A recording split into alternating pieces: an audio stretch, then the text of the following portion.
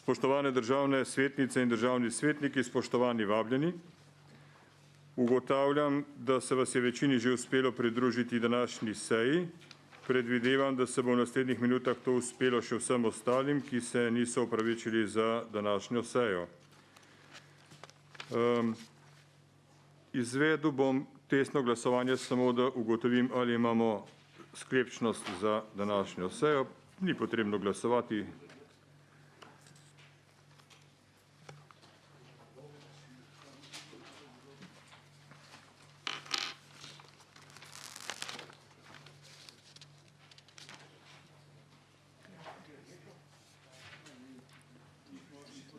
V skladu z drugim odstavkom 34. člena Poslovnika Državnega sveta na podlagi števila trenutno pridruženih sej, ki znaša 29 prisotnih, ugotavljam, da smo sklepčni. Zato mi dovolite, da pričnemo z 19. izredno sejo Državnega sveta, ki sem jo sklical na podlagi 53. člena Zakona o Državnem svetu, prvega odstavka 30., 32., 33a in 75a člena Poslovnika Državnega sveta, ter po dogovoru s kolegijem Državnega sveta v razširjeni sestavi z dne 30.11.2020. Ugotavljam, da se za današnjo sejo ni opravičil nihče izmed državnih svetnic in svetnikov. O sklicu seje sem obvestil predsednika Državnega zbora Republike Slovenije gospoda Igorja Zorčiča in predsednika Vlade Republike Slovenije gospoda Janeza Janšo. Na sejo smo povabili magistra Andreja Širclja, ministra za finance, k prvi točki dnevnega reda. Sklicem izredne seje ste po elektronski pošti 21.12. prejeli dnevni red, ki se glasi: predlog odložilnega veta na zakon o spremembah in dopolnitvah zakona o davku na tonažo, EPA 1368/8. Skladno z drugim odstavkom 75a člena Poslovnika Državnega sveta, ki določa, da se predlog odložilnega veta uvrsti na dnevni red brez razprave in brez glasovanja, ugotavljam, da je dnevni red 19. izredne seje Državnega sveta Republike Slovenije naslednji. Prva in edina točka: predlog odložilnega veta na zakon o spremembah in dopolnitvah zakona o davku na tonažo, EPA 1368/8. Tako torej, kar prehajamo na obravnavo prve točke dnevnega reda, predlog odložilnega veta na zakon o spremembah in dopolnitvah zakona o davku na tonažo, EPA 1368/8. V naši sredi oziroma v dvorani Državnega sveta prav lepo pozdravljam magistrico Kristino Šteblaj, državno sekretarko na Ministrstvu za finance, in magistrico Petro Istenič, vodjo sektorja za sistem obdavčitve dohodka iz premoženja iz direktorata Ministrstva za finance za sistem davčnih, carinskih in drugih javnih prihodkov. Dobrodošle. Državni svet je zakon sprejel na 53. izredni seji 17.12.2020. Po elektronski pošti ste ga prejeli še isti dan in bil je tudi priložen sklicu današnje seje. Sklicem izredne seje ste 21.12.2020 po elektronski pošti prejeli tudi predlog odložilnega veta skupine državnih svetnikov s prvopodpisanim državnim svetnikom Brankom Tomažičem. Predlog zahteve Državnega sveta, ki je pripravljen na podlagi predloga skupine državnih svetnikov za sprejem odložilnega veta, ste prejeli po elektronski pošti 21.12. s sklicem današnje izredne seje. Predlog odložilnega veta je obravnavala pristojna Komisija za gospodarstvo, obrt, turizem in finance. Poročilo komisije ste prejeli po elektronski pošti 23.12.2020. Prav tako so predlog odložilnega veta obravnavale interesne skupine, in sicer interesna skupina lokalnih interesov, interesna skupina delodajalcev in interesna skupina kmetov, obrtnikov in samostojnih poklicev. Vse tri interesne skupine predlog odložilnega veta podpirajo.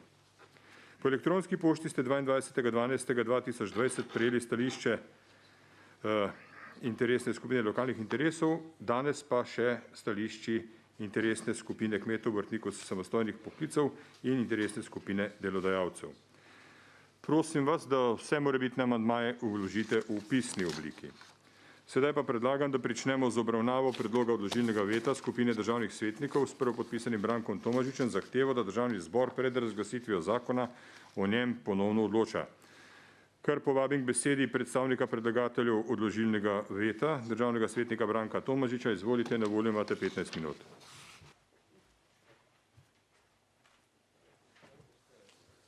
Ja, hvala za besedo, gospod predsednik.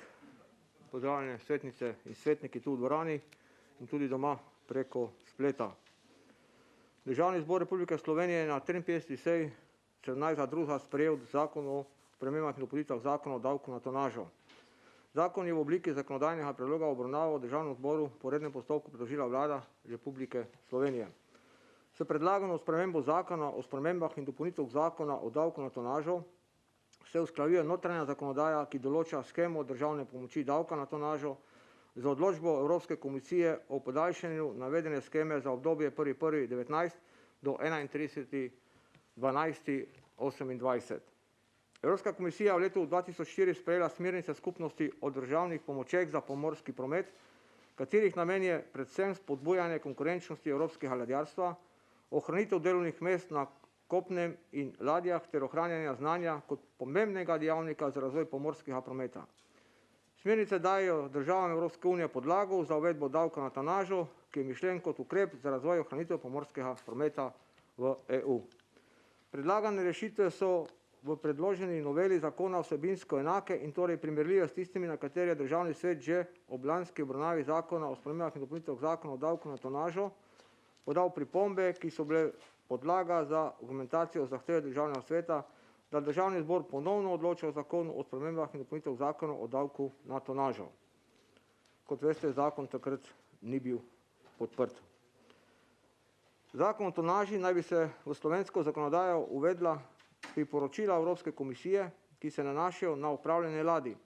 Vkolikor bi bilo to res, pravi namen predlaganih zakonodajnih sprememb, bi Ministrstvo za finance s sporočilo Evropske komisije za uveljavitve ladij, ki je bilo v uradnem listu EU objavljeno 11.6.2009, ključno z zakonom o spremembah zakona o tonažah, ki ga vlada Republike Slovenije sprejela 9.2009, ali spremembami prvega zakona o tonaži, ki ga je vlada Republike Slovenije sprejela novembra 17. Zato ni nobene potrebe, da se tik pred zaključkom leta sprejme pomanjkljive in škodljive zakonske rešitve. Resolucija o pomorski usmeritvi Republike Slovenije se ne izvaja samo na podlagi določb zakona o tonaži, temveč predvsem s pomorsko dejavnostjo, ki jo predstavljajo dejavnosti pristanišča, ladjarja ter šolske dejavnosti. Zakon o tonaži v sedanji obliki, s katerim se upravljalec ladij daje državno pomoč in hkrati zanje odpravlja pogoj glede zaposlovanja pomorščakov, pripravnikov ter ladjarjev z argumentom o slabih gospodarskih razmerah dovoljuje neizpolnjevanje zahtev glede obnove flote, ni v skladu z resolucijo o pomorski usmeritvi Republike Slovenije. Že leta 2007 je tujec, kupec slovenskega ladjarja, obljubljal vrnitev ladij pod slovensko zastavo in nakup pogojev s sprejemom zakona o tonaži, nato pa si je v 14 dneh po prevzemu splošne plovbe s prodajo svojih 20 let starih in zastarelih ladij slovenskemu ladjarju ponovno povrnil vso plačano kupnino. Kasneje je neobdavčeno razprodal celotno ladijsko floto slovenskega ladjarja, 25 ladij, obalne občine, odkoder je izhajalo več kot 1000 pomorščakov, so zato ostale brez pomembnega dela prihodkov. Tem istim osebam sedaj predlagani zakon o tonaži omogoča, da bodo prejele še dodatnih 35.000 evrov državnih pomoči in se hkrati izognile plačilu davkov, ne da bi bile glede na enkrat še skrite lastnike offshore podjetij, lastniki ene same ladje. Zakon o tonaži prav tako ne preprečuje, da bi novih 35 milijonov evrov državnih pomoči dobile osebe, ki so povezane z davčnim neplačnikom, ki državi dolguje preko 10 milijonov evrov, hkrati pa sta v zadnjih 10 letih prejeli še preko 23.000 milijonov evrov državne pomoči. Zakon o tonaži torej ne naslavlja bistvene vsebine, ki bi dolgoročno zagotavljala obstoj slovenskega ladjarstva. To niso zgolj rešitve povezane z shemo državnih pomoči davka na tonažo, ampak tudi sprejem zakonskih določb, ki bi zagotavljali razvoj pomorskega šolstva in usposabljanje ustreznega kadra. Zakon bi torej moral vsebovati določbo, na podlagi katerega bi bili upravljavci posadke upravičeni do državne pomoči le, če imajo pomorščaki na upravljanih ladjah možnost izobraževanja in usposabljanja, če je zagotovljeno zaposlovanje pomorskih kadetov na krovu plovil, ter če bodo pripravniki lahko izpolnili pogoje za pridobitev strokovnega naziva. Prav tako bi bilo treba spremeniti zakon o delu, ki nepoštenim ladjam omogoča izigravanje zakonskih določb tega glede obnove flote. Zakon v predlagani obliki tudi nima vgrajenih ustreznih varovalk na način, kot je to na primeru urejeno v zakonu o javnem naročanju. V skladu s slednjim morajo namreč subjekti, ki želijo sodelovati pri naročilih, predložiti izjavo o poravnanih davčnih obveznosti, kar bi moralo biti za prejemnike državnih pomoči in vse z njim povezane osebe ustrezno urejeno. Tudi v zakonu. Podobne omejitve za davčne dolžnike veljajo tudi pri upravljanju družb iz 10.a člena zakona o gospodarskih družbah, uradno besedilo tako naprej, ter za več kot 100.000 prejemnikov mesečnega temeljnega dohodka iz 5. odstavka 8. člena zakona o začasnih ukrepih za omejitev odpravo posledic covida.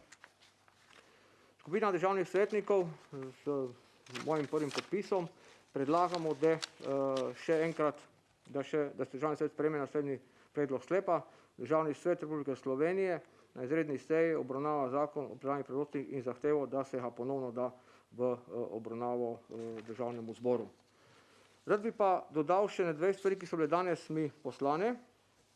Pomorska šola Piran je včeraj dala dopis nam, nekateri ste prebrali, pa vendar bom zadnji odstavek prebral.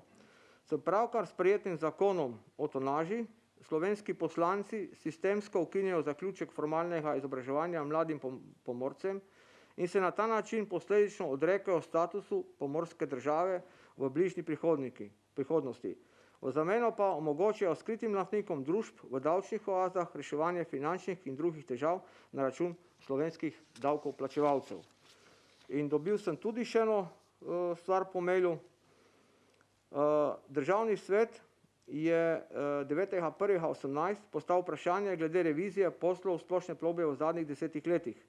Ker ni dobil odgovora, je tudi po 2 letih, se pravi 24.12.19, ponovno zastavil isto vprašanje. Danes po še enem letu, skupaj 3 leta, Državni svet še vedno ni prejel odgovora, ali je bila revizija opravljena, vsebinski, pravni in ekonomski pregled, kot ga zahtevajo standardi in še posebej za državno pomoč ladjarjem tudi Evropska komisija. Takšna revizija, ki jo je potrebno izvesti za ugotavljanje transfernih cen ter ustreznosti in upravičenosti podeljevanja in porabe državnih pomoči iz davka na tonažo v 13 letih ni bila nikoli opravljena, saj naveden davčni pregled temu ne ustreza. Gre za neverjetno aroganco in nespoštovanje državnega sveta in potem tisti uslužbenci ministrstva za finance, ki bi morali zagotavljati izvedbo revizije, namesto tega v zakonodajni postopek vložijo predlog zakona, ki daje podlage za nadaljevanje netransparentnosti poslovanja in uvajanja podloga za morebitno reparticipacijo skritih dobičkov oziroma za pranje denarja. Takega zakona si ti uslužbenci niso mogli sami izmisliti. Toliko za začetek. Hvala, predsednik. Zahvaljujem se predstavniku predlagatelju, državnemu svetniku Branku Tomažiču. Sprašujem, ali želi besedo predstavnica predlagatelja zakona. Da, izvolite. Besedo ima magistrica Kristina Števlaj, državna sekretarka na Ministrstvu za finance.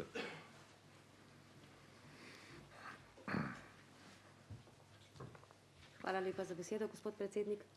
Spoštovane svetnice, svetniki, lepo pozdravljeni.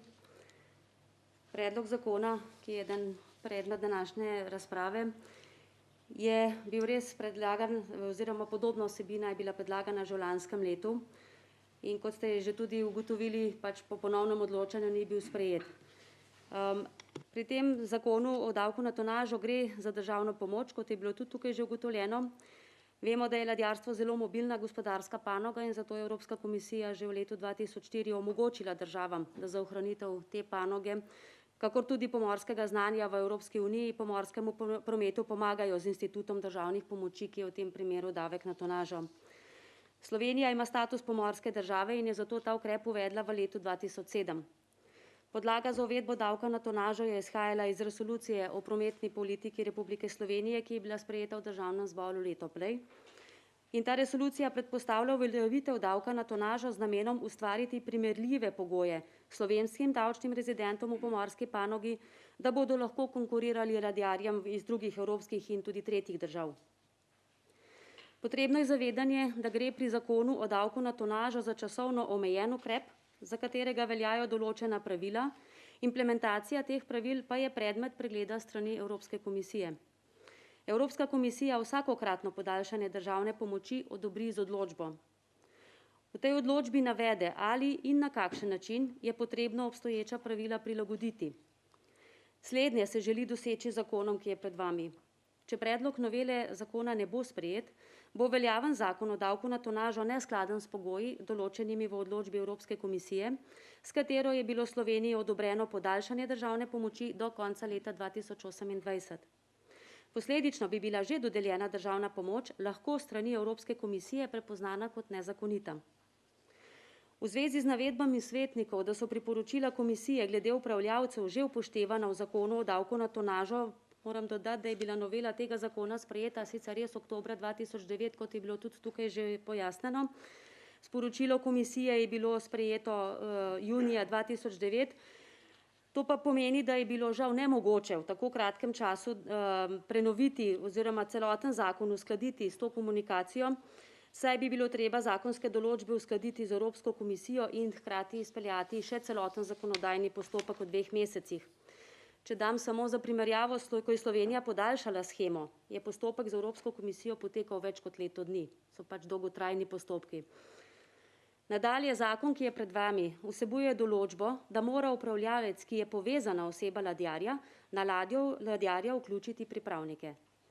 Glede navedbe, da bi zakon moral vsebovati določbo, da so upravljavci do državne pomoči upravičeni le, če imajo pomorščaki na upravljanih ladjah zagotovljeno pripravništvo, pa vlada dodaja, da taka določba ni skladna z nameni in cilji zakona, saj upravljavci le posredujejo posadko in so ladjarju odgovorni, da ima posadka vse potrebne in primerne certifikate, zato ne morejo na ladjo vkrcati pripravnikov brez potrebnih certifikatov. Vključitev takšnega pogoja bi pomenila, da najverjetneje nobeno upravljavsko podjetje ne bi vstopilo v to shemo.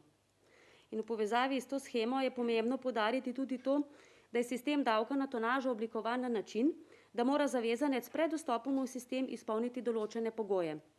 Ko pa enkrat je v tem sistemu, mora v njem ostati za celotno obdobje trajanja. Medletni prehodi zavezanca iz enega v drug sistem po pravilih državne pomoči namreč niso dovoljeni.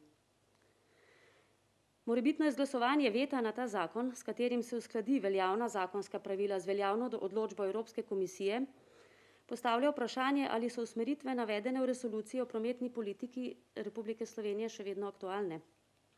Torej postavlja se širše vprašanje, ali je pomorstvo za Slovenijo sploh še pomembna in potrebna panoga, oziroma ali se prepozna pomen na eni strani pomorstva kot gospodarske panoge in na drugi strani vendarle tudi kot ohranjanje pomorskega znanja. Nepodpora zakonu bi lahko pomenila, da pomorska panoga za Slovenijo ni pomembna. Obenem pa bo vlada v tem primeru primorana prilagati zakon o razveljavitvi zakona o davku na tonažo, da odpravi nezakonito prejemanje državne pomoči. Tako postopanje bi imelo negativen vpliv na ohranjanje pomorske panoge v Sloveniji, pa tudi na druge gospodarske in negospodarske panoge, ki so odvisne od pomorskega znanja in izkušenj. Posledično bi to imelo negativni vpliv na obstoj izobraževanja in usposabljanja bodočih pomorščakov v Sloveniji. Ti pa so svojim znanjem ključen kader za izvajanje nalog pomorske inšpekcije in izvajanje nadzora varnosti plovbe na morju in zagotavljanja varnega delovanja koprskega pristanišča. Glede na navedeno, vlada vendarle predlaga, da predlaganega veta na že sprejeti zakon Državni svet ne bi podprl. Hvala lepa. Zahvaljujem se predstavnici predlagateljev zakona. Kot pristojno delovno telo je Komisija za gospodarstvo, obrt, turizem in finance obravnavala predlog odložilnega veta. Sprašujem pa, ali želi predstavnik oziroma predstavnica Komisije za gospodarstvo, obrt, turizem in finance obrazložiti mnenje komisije. Magistrica Marija Lah, izvolite, imate besedo. Hvala lepa za besedo. Lep pozdrav vsem v dvorani in nadaljavo.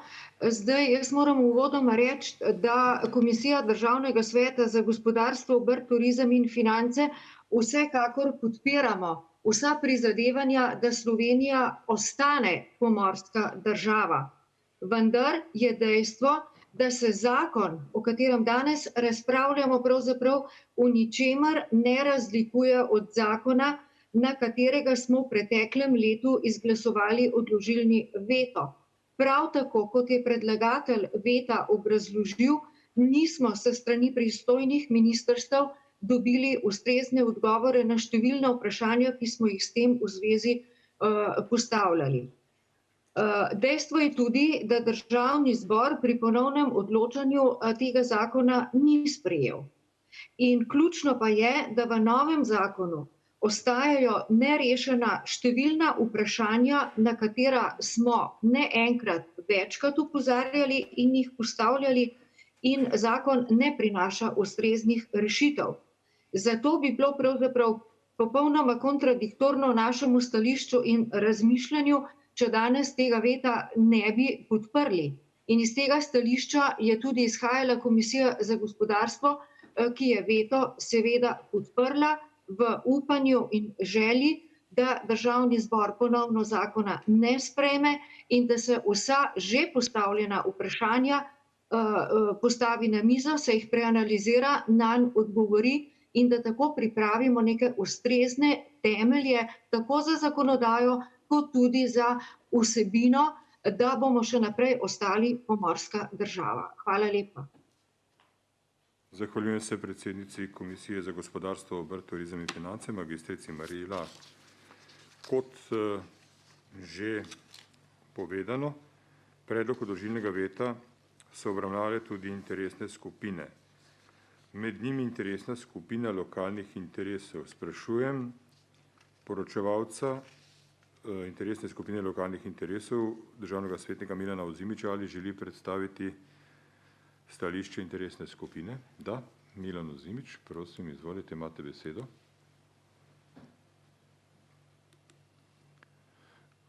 Državni svetnik Ozimič, prosim, če pritisnete tisti gumbek za glas. Odlično. Hvala. Slišimo vas, vidimo vas. Hvala za besedo. Interesna skupina se je sestala včeraj popoldne v okviru seje za pripravo na današnjo sejo. Obravnavali smo gradivo, ki je tudi tema današnje seje, in iz razlogov, ki so bili danes že večkrat ponovljeni, torej da je interesna skupina oziroma Državni svet že enkrat podprl, izglasoval veto na praktično identičen zakon, kot je danes pred nami, je interesna skupina pravzaprav brez glasu proti odločila, da podpira današnji veto. Hvala. Zahvaljujem se poročevalcu interesne skupine lokalnih interesov. Predlog odložilnega veta obravnava tudi interesna skupina delodajalcev. Sprašujem poročevalca interesne skupine, ki je obenem tudi vodja interesne skupine, državnega svetnika Igorja Antauerja. Državni svetnik Igor Antauer bo predstavil stališče interesne skupine delodajalcev. Predsednik, hvala lepa. Lep pozdrav, kolegice svetnice, kolegi svetniki, goste iz Ministrstva za finance. Mi smo danes imeli sejo interesne skupine delodajalcev in podprli predlog odložilnega veta. Da ne bom bral tega, vsekakor smo se zavedali tega, da je problem statusa Slovenije kot pomorske države, vendar to, kar smo opozarjali, ni nič novega. Mi smo enkrat že razpravljali o skoraj identičnem zakonu in smo enkrat dali o skoraj identičnem zakonu že predlog odložilnega veta. Tako da argument, kako težko je s komisijo se dogovarjati, pa tako naprej, moram reči, ga bom zelo težko požrl. Zdi se mi tudi že nekoliko nenavadno, da nekdo dvakrat pride z istim zakonom, celo v istem političnem sestavu, kot je bil. Ampak pustimo to zadevo. Dejstvo je, da opozarjajo tiste skupine, o katerih govorimo, ok, pomorci v redu, ampak imamo hkrati šolo, kolega Tomažič je prebral danes, kaj ga je šola opozorila, da pravzaprav ta zakon ne omogoča tistega, kar je gospa državna sekretarka razlagala. Se pravi, zadeve šolanja naših pomorcev. To je prva reč. In druga reč, naš odložilni veto seveda ne pomeni nesprejetja zakona, bo pač mogel državni zbor še enkrat o njem razpravljati in razmisliti, ali je to ustrezna rešitev. Imeti državno pomoč za nekaj, kar je vprašanje, če je naše, večje vprašanje je sicer, kaj se je zgodilo z edinim slovenskim ladjarjem, ampak to ni predmet tega zakona. To je predmet verjetno slabe gospodarske nacionalne politike. Pa ne bomo o tem zdajle. Nesporno, naša interesna skupina je soglasno se odločila, da bo podprla predlog odložilnega veta na zakon o spremembah in dopolnitvah zakona o davku na tonažo, ki ga je obravnaval v Državnem svetu, predložila skupina državnih svetnikov s prvopodpisanim kolegom Brankom Tomažičem. Hvala lepa. Zahvaljujem se poročevalcu interesne skupine delodajalcev. Predlog odložilnega veta je obravnavala tudi interesna skupina kmetov, obrtnikov in samostojnih poklicev. Sprašujem, ali želi predstavnica interesne skupine, državna svetnica Bojana Potočan, pojasniti stališče. Hvala lepa za besedo. Torej, rada bi tudi poudarila, da smo tudi naši interesni skupini obravnavali ta predlog veta, da sta dva od podpisnikov tudi člana naše interesne skupine in da je bilo na tak način, kot je tudi bilo predhodno predstavljen ta predlog veta, s tem, da nam je vsem pač znano, kako je potekalo to sprejemanje že v preteklosti. Zato smo potem predlog odložilnega veta soglasno tudi podprli. Hvala. Zahvaljujem se predstavnici interesne skupine kmetov, obrtnikov in samostojnih poklicev, državni svetnici Bojani Potočan. Odpiram razpravo. Ali se želijo k razpravi prijaviti državne svetnice in svetniki? V dvorani, kot vidim, ni prijavljenih k razpravi. Nadaljavo se tudi ni nihče prijavil k razpravi. Dovolite, da se k razpravi prijavim osebno.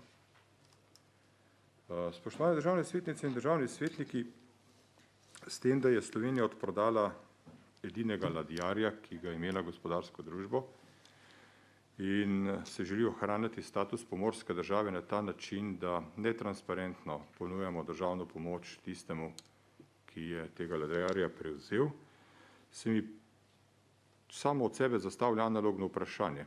V trenutku, ko je ugasnila edina letalska družba, ki smo imeli v Sloveniji, Adria Airways, ali bomo potem takem na enak način ravnali tudi v primeru, ko se pojavi neka letalska družba, ki bo zagotavljala iste storitve, kot jih je zagotavljala Adria. In če ta družba ne bo zagotavljala šolanja slovenskih kabinskih posadk, pilotov, tehnikov, ali bomo ravnali enako. V Državnem svetu sedim že tretji mandat in naveličil sem se razlag o državni srebrnini in nečemu, kar moramo ščititi za vsako ceno, ker smo vse take stvari, ki smo jih tako ščitili, znali odkupovati oziroma dokapitalizirati že kar nekajkrat, pa če govorimo o Novi Ljubljanski banki, ki smo jo potem prodali bud zašto, pa še v čem drugem. Še v kakšni gospodarski družbi, ki je bila paradni konj, ki je takoj po paradi odšel v salamo. Državni svet ostaja zavezan k temu, da skrbimo za kakovostno zakonodajo, da skrbimo za interes državljanov in države Republike Slovenije. Nam je čisto vseeno, katera politična opcija in katera politična konstelacija kdaj vlada v tej državi. Cilj, ki ga zasledujemo, je kakovostna zakonodaja, ki potem ne doživi neslavnega epiloga na Ustavnem sodišču ali pa neslavnih sprememb skozi leta z neštetimi novelami zakonov. Pa bi tukaj lahko naštel kar nekaj takih.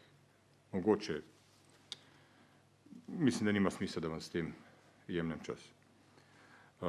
Zdi se mi, da se nas včasih ne jemlje dovolj resno. In ne jemlje se nas dovolj resno zato, ker ne dobimo argumentiranega odgovora na svoje vprašanja, ki bi nam, kot državnim svetnicam in svetnikom, zagotovile, da s čisto vestjo nek zakon potrdimo ali pa ga ovržemo. Znova bom postavil vprašanje. Od leta 2018 ga zastavljamo. Zakaj ni bila opravljena v tem podjetju državna revizija, ki bi popolnoma upravičila to državno pomoč ali pa dokazala, da ta državna pomoč ni smotrna? Ne najdem nobenega objektivnega vzroka, zakaj ta predlog, potem pa tudi zahteva državnega sveta ni bila izpolnjena. Upam si pa trditi, da zakon v takšni obliki, dokler ne bomo dobili na mizo revizije, ki bo potrjevala trditve predlagateljev zakona, mi ne bomo podprli. Toliko. Hvala lepa. Ugotavljam, da ni več prijavljenih razpravi. S tem je razprava skladno s 43. členom poslovnika zaključena. Sedaj pa sprašujem, ali želi predstavnica predlagateljev zakona podati kakšno dodatno obrazložitev? Hvala lepa. Jaz bi samo prosil, če želite. Ne, samo morda odziv vam, bom poskrbela, da boste dobili odgovor na to vprašanje, ki ste ga zastavili. Se opravičujem, nisem vedela do zdaj za njega. Hvala lepa. Sprašujem pa predlagatelja odložilnega veta, ali želi dodatno obrazložiti? Ne želi. Ostane nam samo še glasovanje. Na glasovanje bom dal predlog zahteve Državnega sveta, da Državni zbor ponovno odloča o zakonu o spremembah in dopolnitvah zakona o davku na tonažo, EPA 1468/8, kot ste ga prijeli po elektronski pošti. Pričenjamo z glasovanjem.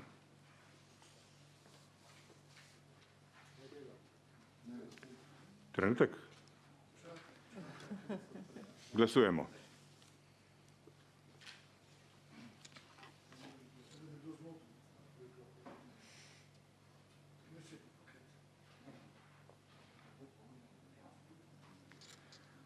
Glasovanje je zaključeno.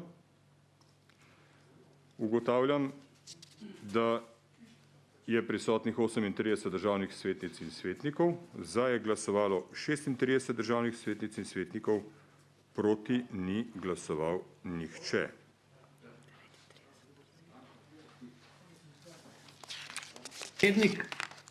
Predsednik. Prosim. Veste, jaz sem imel težavo, sem tudi hotel glasovati za, tako da itak je sprejeto, ampak samo da povem svojo voljo. Ni mi uspel pritisniti. Hvala. Spoštovani državni svetnik Igor Velov, vsak glas šteje, jaz vam pa dajem na poslovniško možnost. Če želite, da glasovanje ponovimo, ga lahko ponovimo, vendar, kot ste sami ugotovili, mislim, da to ne bi imelo posebnega vpliva na izid glasovanja, ampak dolžen sem vas vprašati, ali želite, da glasovanje ponovimo? Hvala za to, ne želim, da ponovimo, ker je namen dosežen. Hvala lepa. K besedi se je prijavil še državni svetnik Dejan Crnek. Preden razglasim rezultat glasovanja, bi prosil, če želite proceduralno. Dejan Crnek, izvolite, imate besedo. Hvala lepa, se slišimo. Tudi jaz sem imel enako težavo kot kolega Velov, tako da tudi nisem mogel, ker se mi je takrat, ko se je prižgalo, sem je izključil, sem se moral ponovno prijaviti, tako da sem tudi moj glas je za in ni potrebno novega glasovanja, samo da se zapiše, da sem bil tudi za. Hvala. Hvala lepa. Spoštovane državne svetnice in svetniki, upam, da se strinjate s tem, da upoštevamo, da je od 38 prisotnih državnih svetnic in svetnikov 38 glasovalo za, s tem, da sta dva svoje glasovanje obrazložila potem s tehničnimi težavami, in razglašam rezultat. Ugotavljam, da je državni svet predlagano zahtevo sprejel z 38 glasovi za in nobenim glasom proti. S tem smo zaključili obravnavo prve točke dnevnega reda in ker smo izčrpali dnevni red današnje 19. izredne seje Državnega sveta, je čas, da se vam vsem prav lepo zahvalim za sodelovanje na današnji seji. Predno pa sejo zaključim, samo še eno sporočilo.